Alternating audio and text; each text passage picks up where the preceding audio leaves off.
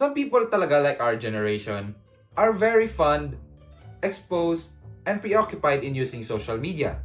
But are they aware of the risks surrounding the use of social media?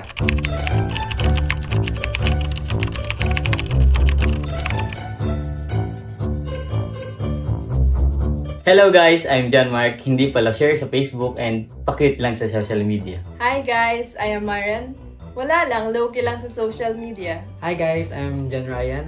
Mahilig ako mag-take and edit ng video at ina-share ko ito sa social media. And I am Alexis Emechon, a stop-motion creator and a frequent user of social media.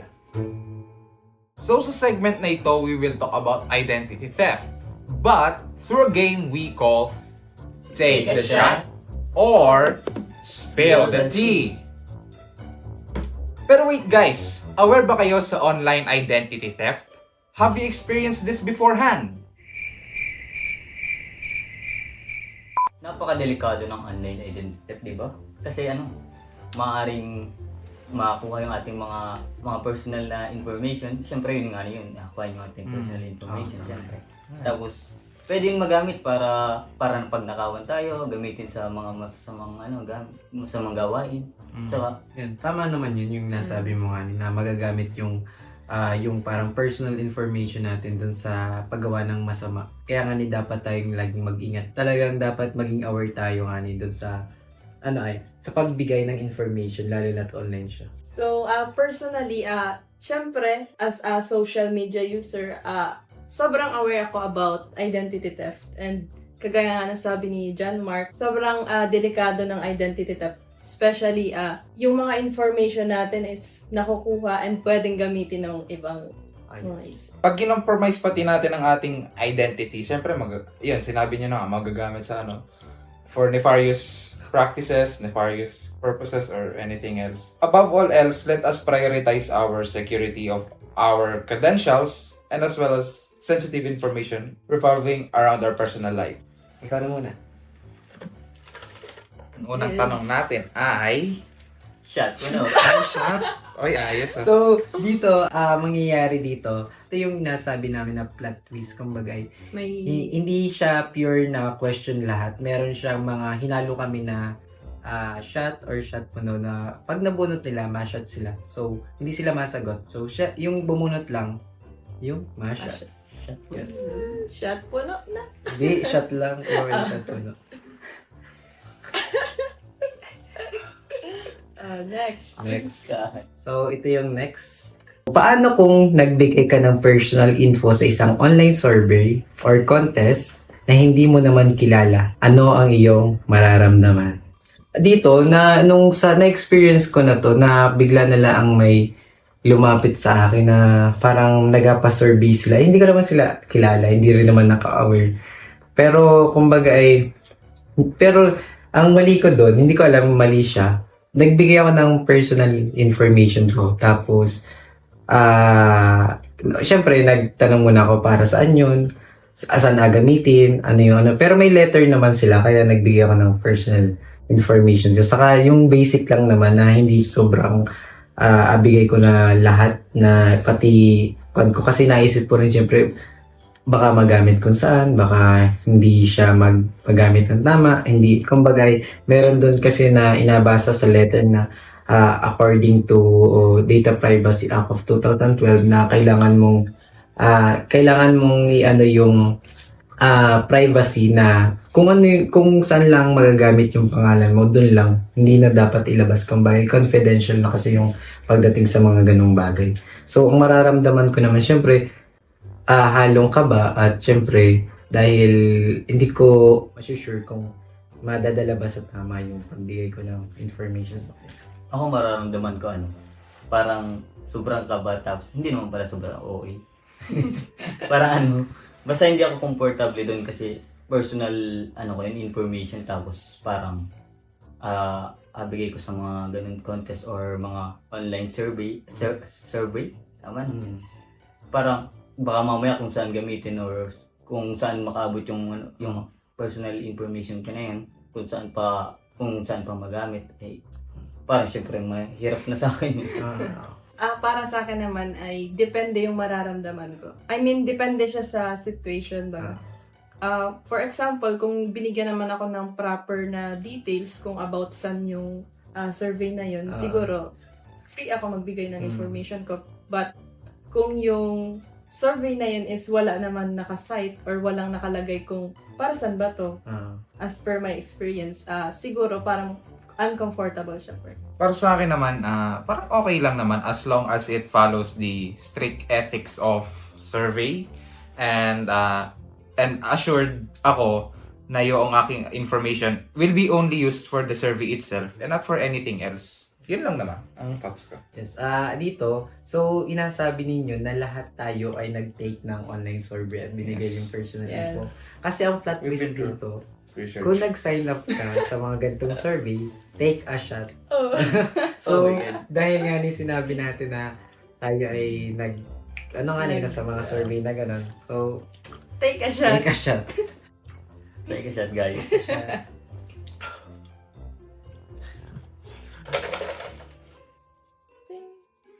Ting, ting, ting. Yan. Ano yan?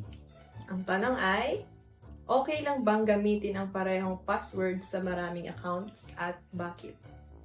Para sa akin, yung tanong ay kung Okay lang bang gamitin Same, yung yung password? same Oo, passwords. kasi hindi ko sure na tama na safe, pero para sa akin ay ginagawa ko kasi siya katulad ng ngayon na ang password ko sa ibang mga account ko at saka password ko sa mga social media, kunyari ng TikTok, Facebook, Instagram, pare-pareho, isa lang. At makakalimutin ako, kumbaga ay, pag kunyari na may word doon na hindi ko naalala, Maliliit. tapos magkakaroon na ng sa iba kong account, kumbaga ay, ano kaya yung password yun? Baka ito, hindi pang Facebook ito, hindi pang TikTok ito.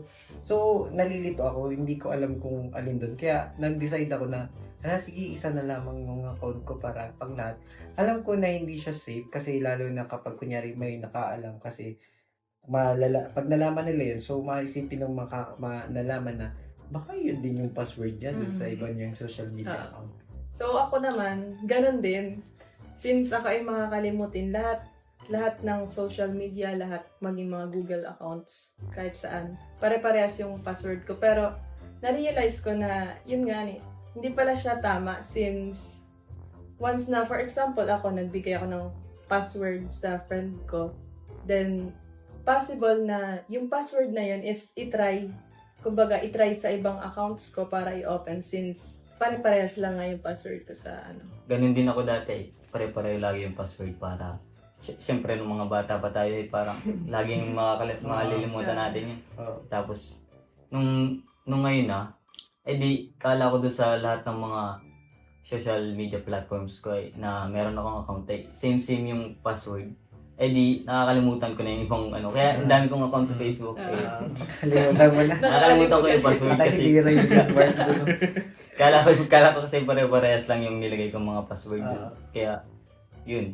Nag-decide ka na Ako naman, I don't use a single password for every account that I own. May dalawa akong password pero most of the time yung isa ang nagagamit ko. Since parang ang convenient niya kasi I disregard the safety of my accounts when it comes to setting up passwords kasi nalilimutan ko kasi naalala ko naman nung 2017 nakalimutan ko yung password nung account ko ay syempre na ako parang maybe I should use a single password or an easy password that I will remember for my life in all the accounts that I will create. So, for convenience lang talaga yung paggawa ko ng same password sa lahat ng accounts. Kahit aware tayo na hindi siya safe talaga. Depende na lang sa'yo kung ikaw ay... Kung sobrang lala nung password mo. What I mean is, kung magda-dive ka sa mga malicious links, malicious websites, it's your call if you're willing to compromise your single passwords in all your accounts. Yun lang naman. Ano yung plot Ang twist? plot twist ay, kung oo ang sagot mo, take a shot. We're guilty. Cheers. Ay, hindi. Feel ko ay hindi. Hindi. Kayo lang ang Parang plot nasa twist. ka. Kung mag-send or transfer ka ng files like images and documents sa ibang tao, anong precautions or measures ang ginagawa mo para hindi ito mapunta sa maling kamay? Kung mapapagkatiwalaan ko naman, since nakakausap ko lang naman ibang tao through formality eh.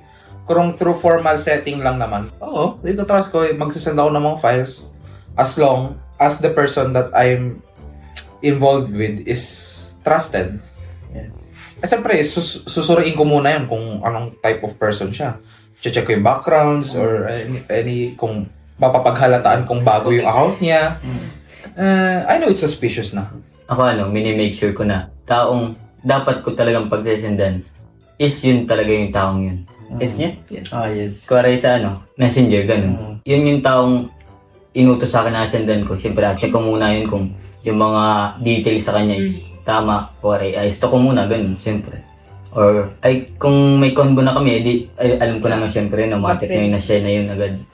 Ganun. Parang medyo madali na malalaman ko yung siya talaga yun. No? Once na mag-send ka, syempre hindi lamang yung pag-send mo naman ng photos or kahit ano makasensitive or something na hindi siya pwedeng makita ng ibang tao. Tapos bigla mong masend dun sa wrong person.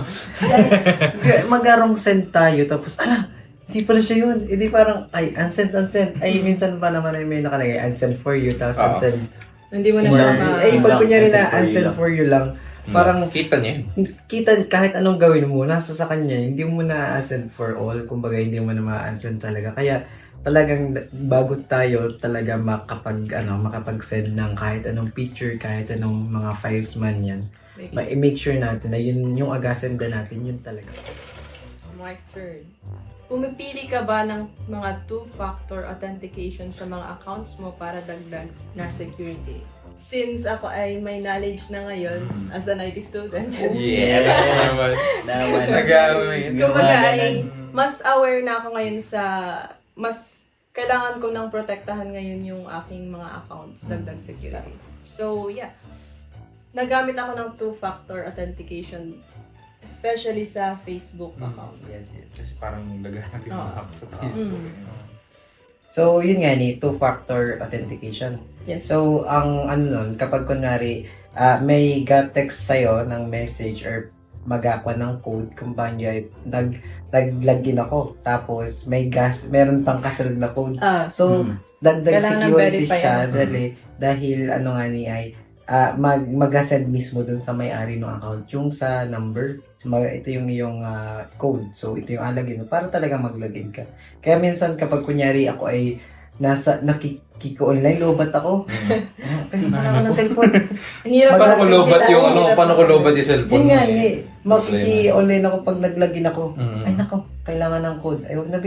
Yun na yan. Hindi na mag Tulad din sa email, di ba? Pag nag-ilalagay ka, kailangan pa ng yung alam niyo yung may number na sinesend. Oo, yun nga. Yung kailangan mo i-verify Oo, yung na kailangan mo i-verify yung may-ari na Ikaw talaga yun. kaya pinapayagan mo yung may hiram nun, ng account mo na yun.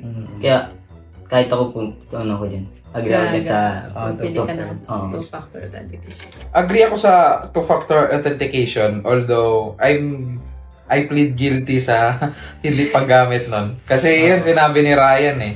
Yun sa pagkikigamit ka. Siyempre, I sometimes have low temper. Kung gusto, if I want things done, Alam namin yun. if I want things done, I want it done. Yes. Eh, siyempre, I don't want to go through such process. Iintay ko, paano kung hindi pa mag-send yung code? Ako, ay, signal mag-iinit. Oo, mag-iinit agad yung ulo ko. Diyos ko, wag na. Kumbaga, I understand the purpose of the two-factor authentication. It's really a good measure to protect your account in any means necessary. Siyempre, if you want your account safe, then go full measure. Then don't go half measure. Don't be like me. Have patience and use two-factor authentication. That's the fact. Nag-fill out ka na ba ng random online quiz para lang malaman kung anong type of personality mo? Ako, ano yun? Yung nasa Google, di ba sinesearch yung mga website? Yung ano man tawag? Mga INTJ. Mag-show ng measure something. gano'n mo kakilala yung isang tao. Oo. Yung para malaman mo kung introvert ka or extrovert, Yes. gano'n. Prone siya sa identity theft. Yes. Kasi kunyari yung Kasi developer possible din. nun, ay, so possible na ganito sabi niya. Paano kung Ganito yung- pangalan niya. Paano kung Kaya, yung diba? build nung code niya, Mm. yung ini-input yung information ay live siyang Yes. nalalagay sa Kumbaga, database. Kasi di ba minsan inahingi yung mga name natin, yung age, Oo. address. May nahingi siyang mga ganong personal info which is Hindi. possible na gamitin din nila. Thought ko lang naman to. Pero parang kaya nilang i-alter yung ini-input mo dun sa website na yun. Manipulation for your preferences in accessing your social media feed. Not all the time ay safe siya. Safe. And not all the time ay unsafe. Unsafe, It's Yes. both sides. 50-50. You can, it's kind of vague Depende sa to look tao. at actually. So, we still need to be careful pa rin Yes. sa... Tama naman. Sa mga dapat Remain vigilant at all times pag nag-browse ng social media. Pero if you know many people use it, millions. If you know millions of people used it and have never reported such issues before, then go. Abanta. Nag-post ka ba ng personal na impormasyon sa social media tulad ng birthday, location at iba pa? Anong pakiramdam mo kung ginamit ito sa identity theft? For me naman, 2017 na naman. Nung una kong Facebook account, syempre nilagay ko doon sa bio ko, Alexis Emetchon, Purok, Yakal, Tansabok, Marinduque, nilagay ko, birthday ko, nilagay ko, number ko, age, o... wala namang pake eh. Kasi 2017, bago yung account ko, konti lang yung friends ko. Dati, kayo friends. dati wala pa naman siya masyadong... Hindi naman ako nakikipag-chat sa mga suspicious individual kasi grade 7 pa lang ako nun. So, pero kung post kayo ng personal information sa social media, please refrain in doing so kasi kino-compromise niyo yung sarili niyong information doon. Paano kung kahit nakalak pa kayo, isipin mo na lang kung may suspicious individual na nag-i-snoop sa iyong activities. Ina-share ko talaga yung lahat, as in lahat ng mga details ko, yung kung ano yung mga nahingi dun sa Facebook. Kasi akala ko dati required na kumpletuhin yun. Kasi Oo. Nakalagay kasi parang may level doon na kailangan kumpletuhin yun. Pero may assure ako dito na napasok yung identity theft kasi yung tao na yun is nakilala ko siya, nalaman, hindi ko siya kilala nung una pero nalaman ko na nanggagamit pala siya ng identity ng iba. Hindi siya poser pero yun, nasabi niya siya yun pero hindi pala siya. Tapos doon na-realize ko na possible pala na through Facebook, through yung mga details mo sa na nalagay sa Facebook, possible pala gamitin ng tao na yun. Parang sa akin, sinabi niya sa akin, ay birthday ko ganito, taga dito ako, which is akala ko sobrang accurate. Tapos chinek ko, may yun pala, inagamit niya lang yung identity ng tao na yun. So from that experience, doon ko na sinimulan na i-only me lahat. Private ko lahat yung mga details ko. Yun, kumbaga, dahil doon sa experience na yun is, na-enlighten ako na, Natuto ikaw. oo. Ano kaya ka naman? Kung manghihiram ang friend mo ng account mo para lang makabili online, papayag ka ba? Siguro para sa akin ay mapayag ako. Since friend ko naman yun. Pero siguro, may kasunduan or may nagpaalam naman siya sa akin na mabili siya online. Tapos, yung nakaprepare na yung pangbayad.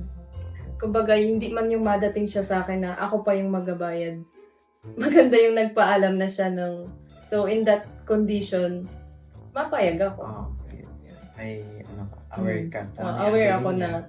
aware ako na may madating sa akin and aware ako na may pangbayad para doon. Ito na kaya.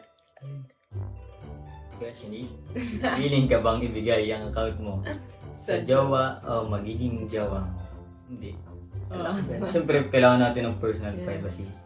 Hindi naman lahat ng bagay dapat alam niya yung mga nakakausap natin. Ganun. Siyempre, yung sa mga choir circle friends, ganun. Siyempre, bago pa siya dumating ay meron nang mas nauna sa kanya. Mali mo maging yung specific friend mo na nakakausap mo din. Tapos, pag nakita niya at binuksan niyo yung account mo, yun pa yung magiging reason ng magiging pag-away niyo na mag-lead sa hiwalayan. Kumbaga, may mga personal, may personal conversation kayo na hindi dapat. Yes. Kaya man sabi ni Sir, na natanong kasi sa klase natin, sabi, kung magkakaroon ka ng jowa or ibibigay mo ba or i-access mo ba yung jowa mo dun sa ano mo, sa account mo, lalo na yung sa social media, yung sa Facebook or Messenger. Ang tamang sagot na sinabi ni Sir ay dapat hindi. Kasi bilang isang tao, kailangan mo rin ng privacy. Hindi mo naman dapat alam lahat. Kasi Kasi may mga personal na may mga iba kang contacts doon na pang iyo. confidential. Malay mo, may surprise ka tapos mababa. Kung gusto mong ipakita dun sa partner mo na transparent ka, edi iset mo na dapat lagi niya may kita yung mga shared posts or mga status na ina-update mo. Pero kung when it comes to messages, syempre personal na yun. Syempre wag mo i-share. Wag mo papa-access sa kanya. Okay, bono tayo May mga pagkakataon ba na pinipili mong wag mag-log out sa mga public device? Kaya sa mga device ng iyong kaibigan. Ano masabi mo tungkol dito? Nilagin ko lang na may account ko sa ibang device. Pag may kailangan ako, siyempre pag lobat yung cellphone ko, siyempre kung may ilalagay. Siyempre ilalag out ko naman yun. Pero kung di ko naman siya dinidelete doon sa cellphone nila, pero may tiwala naman ako sa kanila, di naman nila gagalawin yun. Yan lang naman. Ay, kaya sa... Kasi ako naman, hindi ko naman pinipili, nakakalimutan. Kumbaga may pagkakataon na nakakalimutan. Naglagay pala ako sa cellphone kung hindi ko nilag out. Minsan napili ko na hindi siya na-ilag out kasi nasanay ako na, sige, sa cellphone mo na, sige, ikaw na mag-log out, sagutan lang. Hindi ako masyado sa makigamit or yung nakik-online sa ibang cellphone. Or kung nakik-online man ako, alam niyo yung yung may feature di ba yung Facebook na pwede mong i-save yung password, pwede yung hindi. May not now or confirm. Di ba may ganun? Para pag pinindot mo lang. Pag nalagot, diretso lag out na. Oo, ganun. Pag nilagin mo, diretso na yun. Yun, para iwas siyempre identity tip. Yung sinasabi mo pa, in case naman ako yung cellphone, ganun. Oo. Para hindi nila alam. Nandun man yung account ko, pero hindi nila automatically mabubuksan agad. Kasi kailangan yung yung password. Lagi ako nag-login dun sa mga devices na yun. Tapos, pag nasa uli ko siya, nawawala na ako ng chance na i-log out siya. Kumbaga ay, hindi ko choice na hindi yun i-log out. Although may tiwala ako sa kanila, pero alam ko na mali yun, na iiwan ko lang yung account dun. Kasi sobrang dami ng mga devices na yun. Tapos, pero buti na lang, meron namang feature na, di ba, pwede natin i-log out mismo yung mga accounts natin gamit yung isang device lang. Pwede siyang i-log out dun sa ibang devices. Di ba yung pwede yun? Log out all session, ganun. log out to this device. Which is safe na way para, kasi sabihin na natin may tiwala tayo dun sa mga friend na yun. Pero, syempre, for our safety pa rin. Parang Kailangan doon din safe. ma-identify mo na what online ako dito, ako'y nag-log out naman. Di ba makikita mo rin para yung... sa ang suspicious naman ng gano'n. Parang, 3 hours ago, hindi ko naman gamit yung device na yun, di ba? Diba? Parang nakakapag ka. Lagi pa nakalike ka lang bala ko. Same. Alam ko, Laguna, hindi kung yung location. So, ito. Ano ang ma-advise mo or precaution na mabibigay mo sa mga Gen Z na preoccupied or masyado nang exposed sa social media para maiwasan nila ang identity theft? Wait guys. Parang may kakilala ako na mas makakasagot dito sa tanong na to. Parang Kilala ko rin yan. Sino? tayo na. Nasa Sambuanga na yun. Yeah, exactly. Busy boy. Kasi, guys, dapat kasama talaga namin siya ngayon. Kasi lamang ay meron siyang importanteng pinunta. General, baka naman.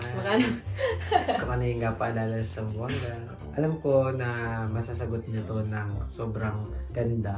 Kasi ang mga insight nun at thoughts nun sa buhay ay Walang palya. walang palya. Wow! Solid. Yeah, solid. So, ayun, panoodin natin. Good day everyone, I am General Luis Laguna, a student of Marinduque State University taking Bachelor of Science in Information Technology. Apologies for not attending the program today as I have equally important matters to attend to here in Mindanao at the moment. So going straight to the topic and sa question nyo sa akin, ano nga bang may advice ko sa mga Gen Zs katulad ko na exposed sa social media and automatically are prone to identity theft? So, a piece of advice that I would give is that we have to be wary of who you let access to see your posts or your videos online. Kasi hindi natin alam kung sino yung mga nakakita ng mga posts natin. Marami dyan ang friends natin, family members, and yung mga friends na nakilala natin sa mga events. But if your account is set to public, hindi natin alam kung sino mga nakakita. Kasi lahat pwedeng makakita niyan. And some of them are lurkers na may intention or masamang balak sa account mo. And they can steal your identity and gumawa ng mga masasamang bagay gamit ito. And hindi sila ang maagrabyado kundi ikaw. Kasi kung nagkademandahan man ng scam sila gamit yung identity mo, ikaw pa rin ang talo. So, we have to keep our account safe and secure by limiting who you let access to see your posts. Set your account to private and limit who follows you. Another thing is, hindi lahat ng tao kailangan malaman lahat ng information mo online. Dahil hindi naman sila gobyerno para malaman yung buong demographic mo. Keep your demographic safe, lalong-lalo na full name, address, ID numbers, travel history, and whatnot. Kasi maaaring kunin rin yan, madali lang kunin yan sa social media and magpanggap na ikaw. Kasi nga, magmamatch yung story mo sa story na kukunin nila. So, keep your account private and keep your demographics and information, especially personal information, private to you. And limit yourself sa paggamit and pag-share nito sa social media. Another thing is keep your password safe kasi hindi lang face ng identity theft ang pagkuha ng information online. Like kukunin lang yung picture mo, kunin yung information mo. It is also in the form of hacking. I-hack yung account mo, mag-chat ng mga kakilala mo, and hindi nila alam na iba yung gumagamit nun kasi nga meron kayong past conversations, kala nila ikaw yung gumagamit ng account mo, pero hindi pala. So, merong mga softwares na madali lang makapag-hack ng mga Facebook or kung ano mga social media accounts natin kahit sa anong platform. May mga softwares na kayang mang-hack in just a matter of minutes. So, if you have a strong password, may hirapan silang mang-hack and ultimately, mapaproteksyonan nito yung account mo. And with regards to this also, use two-factor authentication to ensure na ikaw lang yung nakagamit ng account mo and only with your permission na mabubuksan yung account mo in any platform in social media. And the last thing and advice that I would give, which is probably the most important thing, is to educate yourself and to raise awareness about this issue kasi marami nang naging biktima nito and hindi sa kahit anong scenario, hindi naging maganda ang pinakutunguhan. So, best thing you could do, educate yourself and protect yourself and those around you. Kung ayaw mo man mag-post to share awareness, sabihin nyo lang sa mga kaibigan nyo or sa mga loved ones nyo kung paano nila rin protektahan yung identity nila online. So, that's all from me. And once again, I am General Luis Laguna. And keep safe out there kasi hindi natin alam sino yung naglo-lurk behind their devices online on social media. Yun lang. And thank you for having me. And once again, I apologize for not attending the program. And God bless us all. So, yun na nga guys, tapos na ang aming podcast and yun lang naman ang maiatid namin sa inyo. Sana ay ang inyong pakikinig ay may naidulot na mabuting aral at sana mai-apply nyo yan sa inyong buhay at lalo sa paggamit ng social media since identity theft is just around the corner. If you put out your information out in the open, you'll be open for compromise and you don't want that to happen to you, especially if that information is used against you. So, That's it. yun lang naman. And this is our show called Gen Z Tech Talks. Cheers!